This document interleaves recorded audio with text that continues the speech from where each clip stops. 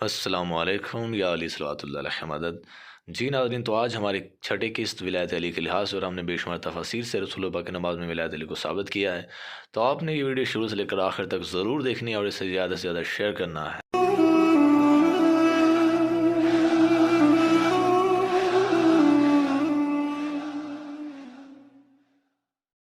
السلام علیکم یا علی صلوات اللہ علیہ مدد۔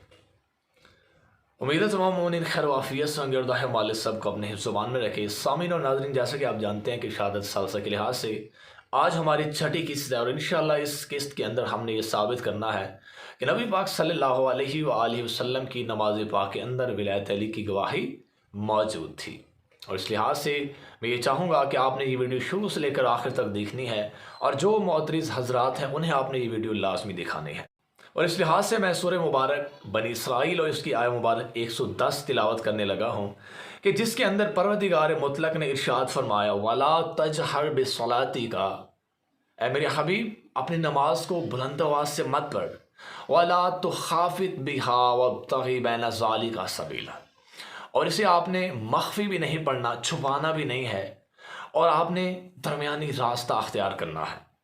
سب سے پہلے اس آیہ مبارک کی نزول کے لحاظ سے میں آپ کو بتانا چاہوں گا، اصولی بھائیوں کے مشہور و معروف علامہ محمد حسین طباطبائی، انہوں نے اپنی تفسیر المیزان فی تفسیر القرآن، اور اس کی جلد نمبر 15 ہے، اس میں ایک روایت عامہ سے نقل کی ہے کہ جس کے اندر وہ لکھتے ہیں کہ ان عائشہ انہا نازلت فی التشہد، کہ وہ کہتے ہیں کہ بی بی عائشہ سے یہ روایت ہے کہ انہوں نے فرمایا کہ یہ جو آیہ مبارک ہے یہ تشہد کے بارے میں نازل ہوئی ہے۔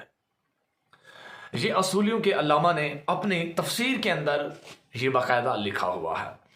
اور جہاں تک اس کی تفسیر دیکھی جائے کہ معصومین علیہم السلام نے اس لحاظ سے کیا ارشاد فرمایا ہے، بصائر الدرجات، جو کہ ڈائریکٹ 11ویں شہنشاہ کے صحابی کی کتاب ہے، اس کے اندر امام باقر علیہ السلام سے پوچھا گیا کہ ان ابی جعفر قال سألت عن قول اللہ عز وجل، کہ ہم نے اللہ کے اس قول کے بارے میں پوچھا مالک سے، ولا تجہر بصلاتک ولا تخافت بها وابتغ بین ذلک سبیلا، کہ مالک اس قول سے کیا مراد ہے کہ اپنی نماز کو نہ تو بلند آواز سے پڑھ، نہ آہستہ پڑھ، اور درمیانی راستہ اختیار کر۔ تو قال تفسیرها، تو معصوم نے فرمایا کہ اس کی تفسیر یہ ہے ولا تجہر بولایت علی، کہ اس سے مراد یہ ہے کہ علی علیہ السلام کی ولایت کو بلند آواز سے نہ پڑھ، ولا بما اکرمتہ بہ حتی نعمرک، اور اس اعزاز کو جو ہم نے اسے دیا ہے جب تک کہ ہم آپ کو اس کا امر نہ دیں، حکم نہ دیں۔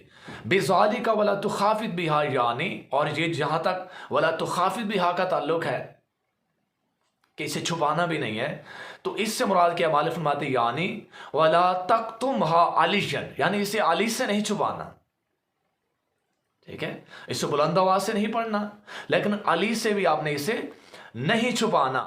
اور جہاں تک وابتغ بین ذلک سبیلا کا تعلق ہے، تو معصوم فرماتے فإنہ یعنی اطلب الی وصلی ان آذن لک ان تجہر بولایت علی ودع الناس الیہا فآذن لہ یوم غدیر قوم، کہ اس سے مراد یہ ہے کہ آپ ہم سے سوال کرتے رہو کہ ہم آپ کو بآواز بلند یہ پڑھنے کی اجازت دے دیں، اور پھر یوم غدیر قوم، عید یوم غدیر کے دن آپ کو اس بات کی اجازت مل گئی، آپ نے یہ لوگوں میں اعلان کر دیا۔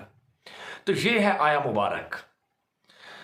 تو یہاں پر جب یہ کہا جائے کہ اس سے مراد ولایت علی نماز کی بات ہوتی ہے، تو یہاں پر مفسرین ایک اعتراض کرتے ہیں، کون سا؟ کہ بھئی یہاں پر ولا تجہر بصلاتی کا، یا صلاۃ سے مراد کیا ہے؟ نماز ہے، جیسا کہ تفسیر نور الثقلین کے اندر اور بہت ساری اور تفاسیر کے اندر انشاءاللہ میں حوالہ جات آپ کو دکھاتا ہوں بعد میں، کہ باقاعدہ یہ بھی موجود ہے کہ فَهُوَ الصَّلَاةُ، کہ پس وہ نماز ہے، کہ پس وہ نماز ہے۔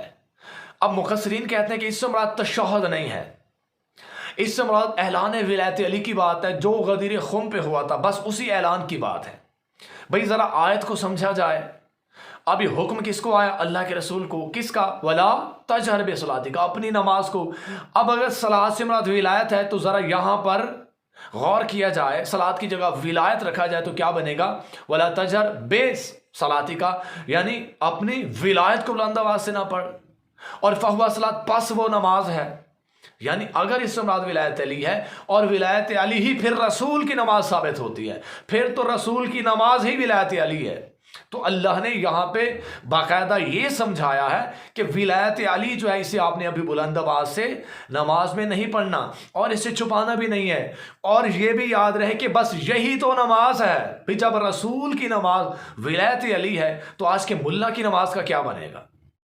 اور جہاں تک عام 5 وقتی نماز کی بات کی جائے جو عمومی پڑھی جاتے ہیں، ان کی اگر بات کی جائے تو ان میں کچھ نمازیں ہیں جو باواز بلند پڑھی جاتی ہیں اور کچھ ہیں جنہیں آہستہ پڑھا جاتا ہے، ٹھیک ہے؟ تو ان نمازوں کی تو یہ بات ہی نہیں ہے۔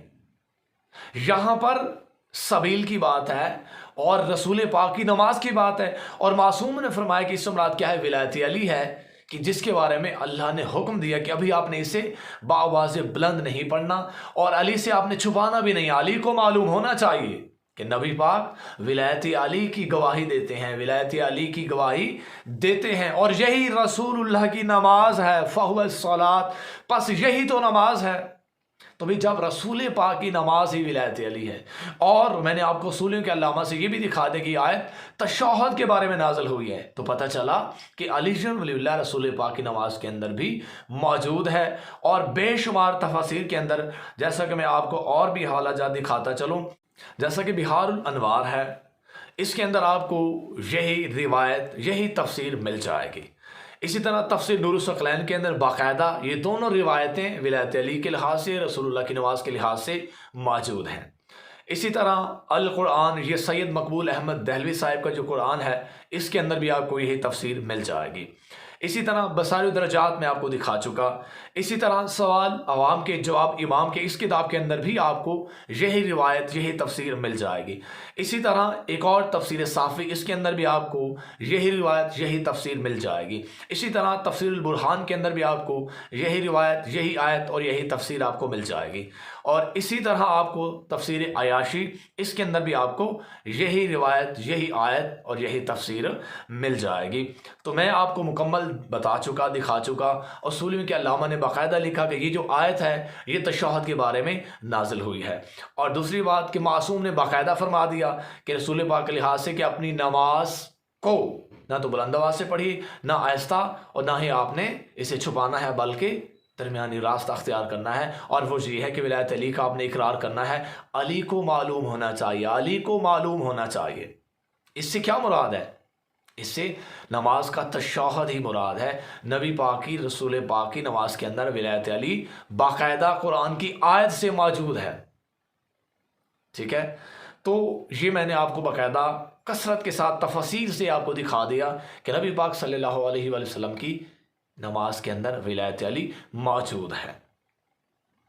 الحمدللہ، الحمدللہ ہمارے پاس قرآن سے کثرت کے ساتھ شواہد موجود ہیں کہ اللہ کے رسول کی نماز کے اندر ولایت علی موجود تھا، اور بے شمار فرامین رسول پاک میں سنا چکا کہ جہاں پر توحید رسالت کے ساتھ ولایت علی کا حکم ہے کہ وہ واجب ہے، وہ لازم ہے۔ جہاں توحید رسالت ہوگی تو وہاں پر ولایت علی لازم ہوگی۔ تو الحمدللہ فرامین سے، معصومین کے تشہد سے، رسول پاک کی نماز سے، قرآن سے، آیات سے، ہر لحاظ سے ہمارے پاس بے شمار دلائل موجود ہیں کہ نبی پاک اور ائمہ معصومین صلوات اللہ علیہ مجمعین کی نماز مبارکہ کے اندر ولایت علی ہر لحاظ سے قرآن کی روشنی میں موجود ہے۔